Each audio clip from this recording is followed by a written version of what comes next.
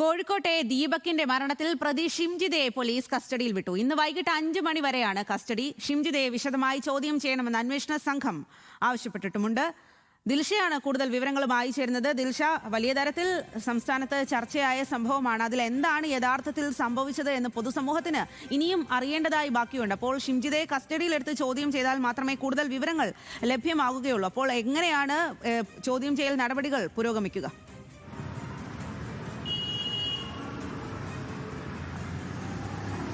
സ്വാതി, തീർച്ചയായിട്ടും ഷിംജിതയെ വിശദമായി ചോദ്യം ചെയ്യേണ്ടതുണ്ട്. ഈ ആവശ്യം ഉന്നയിച്ച് തന്നെയാണ് ഫെബ്രുവരി 2-നാണ് കസ്റ്റഡി അപേക്ഷ അന്വേഷണ സംഘം സമർപ്പിക്കുന്നത്.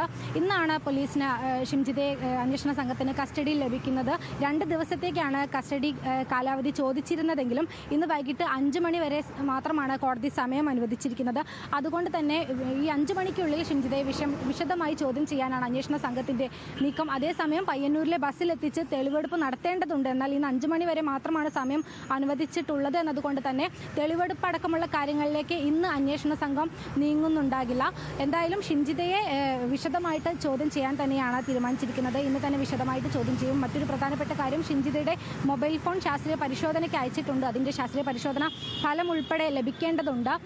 മാത്രവുമല്ല, ഷിംജിതയുടെ പയ്യന്നൂരിലെ ബസ്സിലെത്തിച്ച തെളിവെടുപ്പ് നടത്തേണ്ടതുണ്ട്. അങ്ങനെ ഒരുപാട് നടപടിക്രമങ്ങൾ ഇനിയും ബാക്കി നിൽക്കുന്നുണ്ട്. ഷിംജിതയുടെ റിമാൻഡ് കാലാവധി ഇന്ന് അവസാനിക്കുകയാണ്. അനന്തമായിട്ട് നടപടിക്രമങ്ങൾ അന്വേഷണ സംഘം നീട്ടിക്കൊണ്ടു പോവുകയാണ് എന്നായിരുന്നു ഷിംജിതയുടെ അഭിഭാഷകൻ കോടതിയിൽ ഉന്നയിച്ച വാദം. എന്തായാലും ഇന്ന് 5 മണിക്കകം തന്നെ തിരിച്ച് കോടതിയിൽ ഹാജരാക്കാനാണ് ആവശ്യപ്പെട്ടിരിക്കുന്നത്.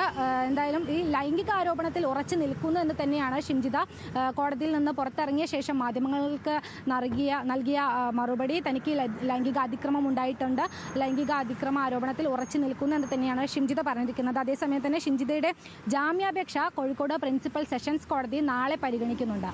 സ്വാതി, ശരി ദിൽഷ, അത് തന്നെയാണ്. എന്താണ് സംഭവിച്ചത് യഥാർത്ഥത്തിൽ എന്നുള്ളത് അറിയേണ്ടതുണ്ട്. അതിന് ഷിംജിതയെ കൂടുതൽ ചോദ്യം ചെയ്യണം, മൊബൈൽ ഫോൺ അടക്കം പരിശോധിക്കുകയും വേണം.